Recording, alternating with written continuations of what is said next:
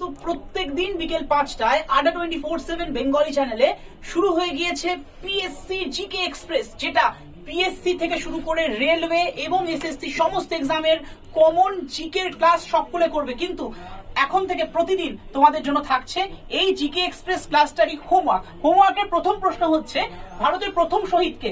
Answer সকলে জানো, চাপেকর ভ্রাতৃদ্বয়।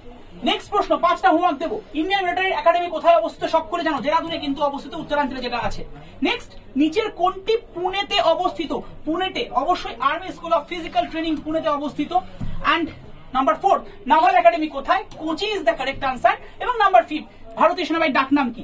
এটা তোমাদের প্রত্যেককে কমেন্ট বক্সে বলতে হবে। ভারতীয় সেনাবাহিনীকে কি নামে ডাকা হয়ে থাকে? মন্দারিনী, জওয়ান, পুলুইয়া কোনটি নয়।